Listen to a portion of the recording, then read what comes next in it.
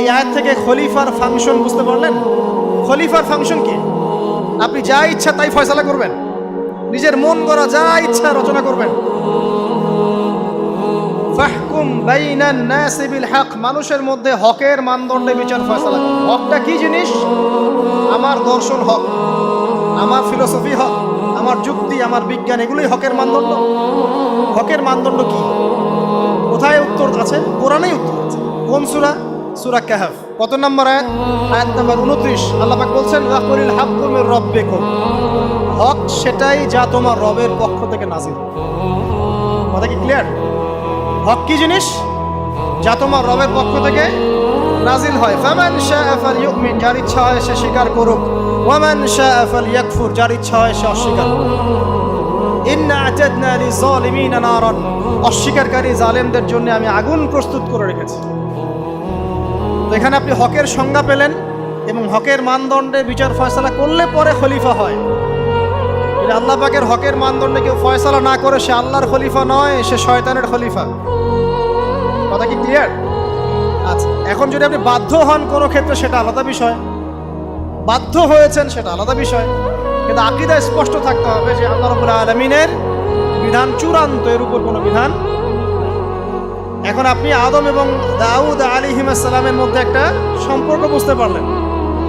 এবার আল্লাহ পাক আদম আলাইহিস সালামকে ডাকলেন, ডেকে বলছেন আদম এবং হাওয়া, তোমরা দুজন উসকুন আনতা ওয়া যাওজুকাল জান্নাহ, এবার তুমি আর তোমার স্ত্রী হাওয়া তোমরা জান্নাতে থাকো। ফাকুলা মিনহা রাগাদান হাইথু শি'তুমা, জান্নাতের যেখান থেকে ইচ্ছা তোমরা ফল খাও বা যা ইচ্ছা তাই করো, সবকিছু উন্মুক্ত তোমাদের জন্য জান্নাতে। একটা বিষয়, ওয়ালা তাকরাবা হাযিহিশ শাজারা, এই যে গাছটা দেখছো এই গাছের কাছেও যাবে না। এখানে শব্দ এমন না যে গাছের ফল খাবে না, শব্দ হচ্ছে এমন গাছের কাছেও যাবে না। যেমন ওয়ালা তাকরাবু জিনা, জিনা করবে না আল্লাহ পাক বলেননি, বলেছেন জিনার কাছেও যাবে না। ওয়ালা তাকরাবু মাল আল ইয়াতীম, ইয়াতীমের মাল খাবে না আল্লাহ পাক বলেন নাই, আল্লাহ বলছেন ইয়াতীমের মালের কাছেও যেও না। আমি কি বুঝাতে পারছি? এই গাছের কাছেও যেও না। এবার জান্নাতে তারা থাকতে লাগলেন। এবার ইবলিস তো আর হাল ছেড়ে দেয় নাই, সে কি বলেছিল? ডান বাম সামন পিছন সব দিক থেকে আসবে। সে এসে ওয়াসওয়াসা দেয়। কি ওয়াসওয়াসা দেয়? হে আদম, হে আদম, হাল আদুল্লুকা, আমি কি তোমাকে বলে দিব আলা শাজারাতিল খুলদ ওয়া মুলকিন লা ইয়াবলা, হে আদম আমি কি তোমাকে বলে দিব এমন একটা গাছের কথা যেই গাছের ফল খেলে পরে তুমি চিরস্থায়ী জীবন লাভ করবে, কোনোদিন মারা যাবে না। এই চিরস্থায়িত্বের টোপ দিচ্ছে কে? এই চিরস্থায়ী ক্ষমতার টোপে মানুষ পথ হারাচ্ছে না পৃথিবীতে। ওয়া মুলকিন লা ইয়াবলা, এমন রাজত্ব পাবে যেই রাজত্ব কখনো ক্ষয় হবে না। চিরস্থায়িত্বের টোপ, রাজত্বের টোপ, এই দুটোই হচ্ছে পৃথিবীতে মানুষকে পথভ্রষ্ট করার শয়তানের অস্ত্র। কথা মনে বুঝতে পারেন না? আমার মাথার উপর দিয়ে আছে, বুঝতে পারবেন। তো টোপ দিচ্ছে দুইটা, হাল আদুল্লুকা আলা শাজারাতিল খুলদ ওয়া মুলকিন লা ইয়াবলা। করতে করতে করতে করতে একদিন সত্যি সত্যি আমাদের পিতামাতা সেই গাছের কাছে চলে গেলেন। যখনই চলে গেলেন, ফালাম্মা যাকাশ শাজারা, যখন তারা গাছের কাছে চলে গেলেন, বাদাত লাহুমা সাওআতিহিম, তাদের পরনে যে জান্নাতি কাপড় ছিল ধাপাস করে খুলে পড়ে গেল।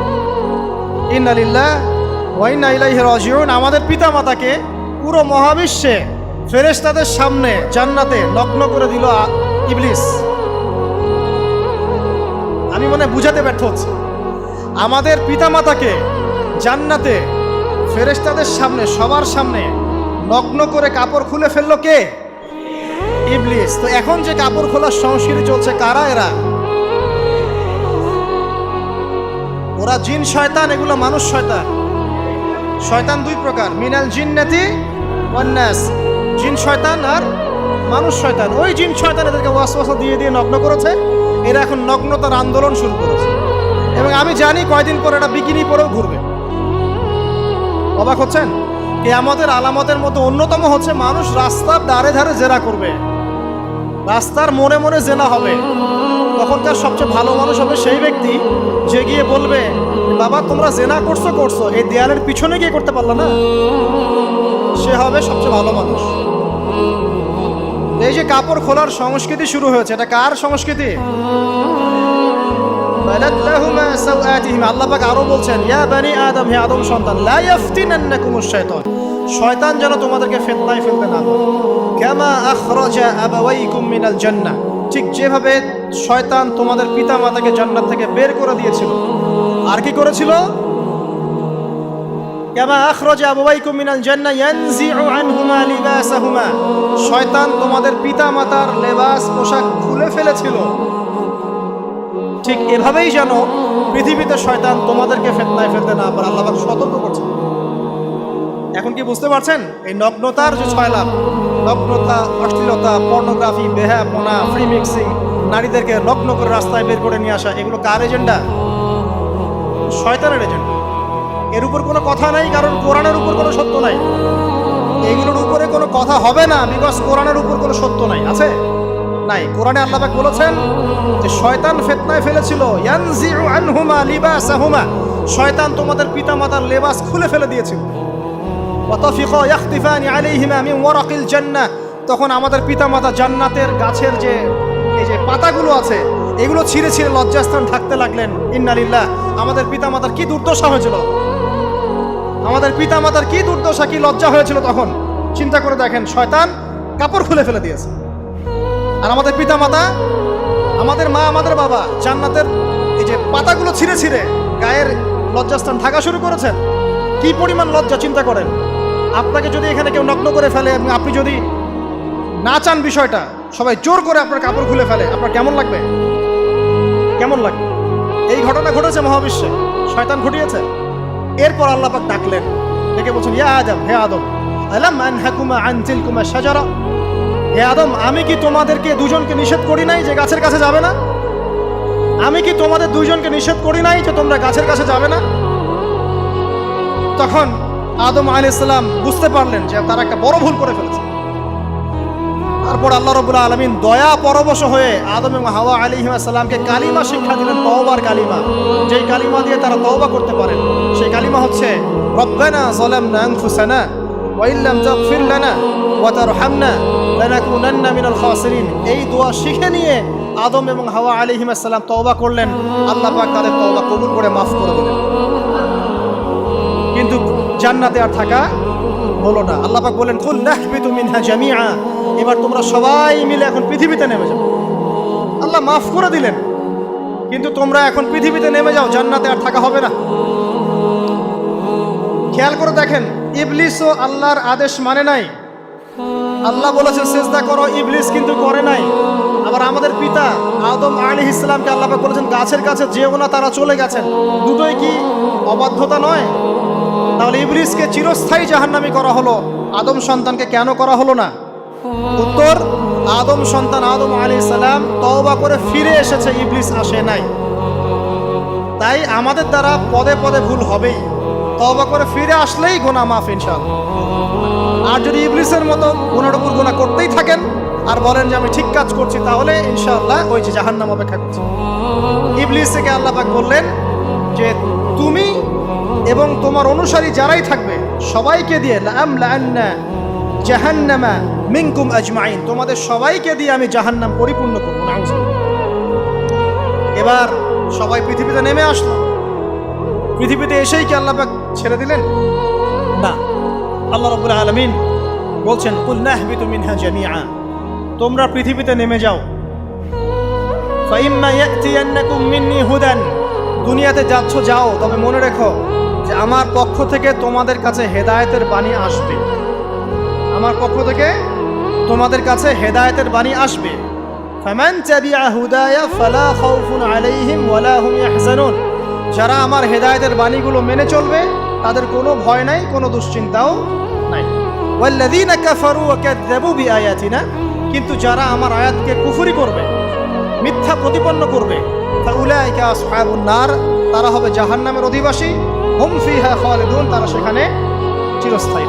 এই সহজ সরল জীবন দর্শন দিয়ে আল্লাহ পাক পৃথিবীতে পাঠিয়ে দিলেন। এবার শুরু হলো পৃথিবীতে পথ চলা। পৃথিবীতে পথ চলার ক্ষেত্রে অনেক কিছু সৃষ্টি করতে হলো, আবিষ্কার, কৃষিকাজ, এটা ওটা সব কিছু। আদম আলাইহিস সালামকে আল্লাহ পাক সেই জ্ঞান ওহীর মাধ্যমে শিক্ষা দিলেন। কৃষিকাজ আল্লাহ পাক শিক্ষা দিয়েছেন, চাকা সৃষ্টি করা আল্লাহ পাক শিক্ষা দিয়েছেন। বাহন সৃষ্টি করা আল্লাহ পাক শিক্ষা দিয়েছেন। যত রকম জ্ঞান আছে সমস্ত জ্ঞান এসেছে নবীদের পক্ষ থেকে। সবকিছু জ্ঞানের মূল ভিত্তি এসেছে নবীদের কাছ থেকে, আল্লাহর ওহির কাছ থেকে। যত সভ্যতা দেখছেন বড় বড় সমস্ত সভ্যতা শুরু হয়েছে নবী দ্বারা, এবং সভ্যতা শেষও হবে একজন নবী দ্বারা। তার নাম কি? ঈসা ইবনে মারইয়াম। আদম আলাইহিস সালাম আল্লাহর দেয়া শিক্ষায় শিক্ষিত হয়ে দুনিয়াতে চলতে লাগলেন এবং তওবা ইস্তেগফার করতে লাগলেন, কাঁদতে লাগলেন। দীর্ঘকাল তারা ক্রন্দন করেছেন। কি কারণে? ওই যে একটা ভুল তারা করে ফেলেছে। দুনিয়াতে এসে ক্রন্দন করতে আল্লাহ রাব্বুল আলামিন এক পর্যায়ে তওবা কবুল করে ফেললেন। এবার সামনে যান। তাদের সন্তান হলো হাবিল এবং কাবিল। নাম শুনেছেন? শোনেন নাই? হাবিলের কুরবানি কবুল হয়, কাবিলের কুরবানি কবুল হচ্ছে না। বিকজ কাবিল এর কুরবানির মধ্যে ইখলাস নাই। ভাইয়ের কুরবানি কেন কবুল হচ্ছে, আমারটা কেন হচ্ছে না? হিংসার বশবর্তী হয়ে কাবিল হাবিলকে হত্যা করে ফেললো। নবী পরিবারের সদস্য হয়েও কাবিল এরকম অন্যায় করে ফেলল। আর কি হলো? রাসূল সাল্লাল্লাহু আলাইহি ওয়াসাল্লাম বলেছেন, পৃথিবীতে যত মানুষ অন্যায়ভাবে নিহত হবে, পৃথিবীতে যত মানুষ অন্যায়ভাবে খুন হবে, সমস্ত খুনের পাপের একটা অংশ কাবিলের আমলনামায় যুক্ত হবে। কারণ সেই প্রথম খুন চালু করেছে। এই যে আজকে গুনাহে জারিয়া চালু করছেন না, সুদী এনজিও, সুদী সমিতি, সিনেমা হল, এইটা ওইটা, মদের বার, যত গুনাহে জারিয়া চালু করছেন, মৃত্যু হবে, কবরে যাবেন ঠিকই, কিন্তু গুনাহ কমবে না ইনশাআল্লাহ। মনে করেন একজন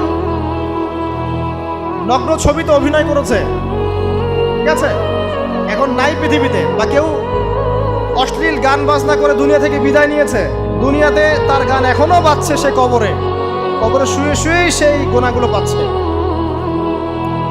ঠিক আপনি যদি এখন ভালো কোনো কাজ করেন, দিনই কোনো ভালো কাজ করেন, মসজিদ হোক, মাদ্রাসা হোক, এতিমখানা হোক, বিধবাদের কোনো প্রকল্প হোক, বৃদ্ধাশ্রম হোক, মানবতার কোনো কল্যাণমূলক কাজ হোক, মৃত্যুর পরেও ইনশাল্লাহ আপনি নেকি পেতে থাকবেন। সদকায়ে জারিয়া আর গুনাহে জারিয়া ভালো করে বুঝবেন। একটা গুনাহ করে মাফ নেওয়া আলাদা বিষয়, আর গুনাহ চলতে থাকাটা আর একটা বিষয়। আল্লাহ আমাদেরকে হেফাজত করুন, আমিন। নবী পরিবার এগিয়ে গেল এবং তাদের সময়ে তারা শুধু ক্রন্দন করেছেন, ইবাদত করেছেন, আল্লাহর কাছে ইস্তেগফার করেছেন, এবং ওই যে জান্নাতে ফিরে যাওয়ার জন্য তারা আপ্রাণ চেষ্টা করেছে। এক পর্যায়ে আদম আলাইহিস সালামের বয়স যখন 960 বছর হলো, আল্লাহ রাব্বুল আলামিন তাকে ওফাত দিলেন, তার ইন্তেকাল হয়ে গেল। ইন্না লিল্লাহি ওয়া ইন্না ইলাইহি রাজিউন। এরপরেও নবী পরিবার চলতে লাগলো। চলতে পরবর্তীতে আসলেন নূহ আলাইহিস সালাম, তারপরে ইব্রাহিম, আদ জাতি, তারপর সামুদ, তারপরে শুআয়ব, কওমে মাদিয়ান, মূসা, দাউদ, সুলাইমান, ইসহাক, ইয়াকুব। নবী পরিবার চলতেই লাগলো। এক পর্যায়ে ঈসা আলাইহিস সালামের পরে মুহাম্মদ সাল্লাল্লাহু আলাইহি ওয়াসাল্লামের মধ্য দিয়ে নবীদের সিলসিলা আল্লাহ পাক শেষ করে দিলেন। এভাবেই সভ্যতা এগিয়ে গেছে, এভাবেই আমাদের পিতামাতার হাত ধরে জ্ঞান পৃথিবীতে এসেছে। এবং ওই যে শয়তানের মিথ্যা প্রলোভন, প্রতারণা, এর ফলশ্রুতিতে ওই যে আমাদের পিতামাতার গা থেকে কাপড় খুলে পড়লো, আল্লাহ পাক রাগান্বিত হয়ে সবাইকে দুনিয়াতে নামিয়ে দিলেন। ইবলিসকে চিরস্থায়ী জাহান্নামী ঘোষণা করলেন। কিন্তু আমাদের পিতামাতার ক্রন্দন, তওবা, ইস্তেগফার, আমলের বদৌলতে, আল্লাহর রহমতে আল্লাহ পাক পিতামাতাকে মাফ করে দিলেন। এভাবেই মানব জাতি এগিয়ে যাচ্ছে। আজকে আমরা এই পর্যায়ে পর্যন্ত এসেছি। আদম আলাইহিস সালামের এই সংক্ষিপ্ত জীবনী থেকে আমরা কি শিখলাম? আমরা শিখলাম যে আল্লাহ রাব্বুল আলামিন অনেক ভালোবেসে, অনেক মহব্বত করে, মমতা দিয়ে, মায়া দিয়ে নিজের হাতে আমাদের পিতাকে সৃষ্টি করেছেন। এক, দুই, আমাদের পিতাকে আল্লাহ রাব্বুল আলামিন তার পক্ষ থেকে জ্ঞান শিক্ষা দিয়েছেন। এই কারণে আদম সন্তানরা জন্ম থেকেই দেখবেন কিছু না কিছু জ্ঞানী হয়েই থাকে। জ্ঞান আপনার ডিএনএর মধ্যে থাকেই। আল্লাহ রাব্বুল আলামিন আদম আলাইহিস সালামের মধ্যে রূহ ফুঁকে দিয়েছেন। আল্লাহ রাব্বুল আলামিন আদম আলাইহিস সালামকে জান্নাতে রেখেছেন। আল্লাহ রাব্বুল আলামিন গাছের কাছে যাওয়ার পরেও তওবা ইস্তেগফারের মধ্য দিয়ে তাকে মাফও করে দিয়েছেন। আল্লাহ রাব্বুল আলামিন আদম এবং হাওয়া আলাইহিস সালামের মধ্য দিয়ে এই পৃথিবীতে মানব জাতির সিলসিলা অব্যাহত রেখেছেন এবং কিয়ামত পর্যন্ত যত আদম সন্তান আসবে তাদের জন্য আল্লাহ পাক তার পক্ষ থেকে হেদায়েত প্রেরণ করেছেন। এক যুগে তাওরাত এসেছে, কখনো জাবুর, কখনো ইনজিল, কখনো কোরআন, সর্বশেষ টেস্টামেন্ট হিসেবে কোরআন এসেছে। এখন যদি এই ওহীর বাণী কোরআন এবং এর ব্যাখ্যা হাদিস আমরা মেনে চলি, ইনশাআল্লাহ তাআলা আমরা আবার সেই জান্নাতে ফিরে যাব যেখান থেকে আমাদেরকে নামিয়ে দেওয়া হয়েছে। আর যদি আমরা কোরআন এবং হাদিস বা আল্লাহর ওহীর পরোয়া না করি, এর আলোকে জীবন না করি, তাহলে ওই ইবলিসের সাথেই আমাদেরকে জাহান্নামে থাকতে হবে। নাউযুবিল্লাহ। আল্লাহ রাব্বুল আলামিন আমাদের সবাইকে কোরআন এবং সুন্নাহ আল্লাহর ওহী মেনে চলার তৌফিক দান করুন এবং ইবলিসের খপ্পর থেকে আল্লাহ পাক আমাদেরকে বাঁচিয়ে রাখুন। ইবলিসের যত এজেন্ট আছে, ওদের যে দুরভিসন্ধি, ষড়যন্ত্র এবং শয়তানি ফাঁদ, এগুলো থেকে আল্লাহ পাক আমাদেরকে, আমাদের মা বোনদেরকে, আমাদের পরিবারের সদস্যদেরকে, আমাদের সমাজকে, রাষ্ট্রকে আল্লাহ পাক হেফাজত করুন, বাঁচিয়ে রাখুন। আমিন।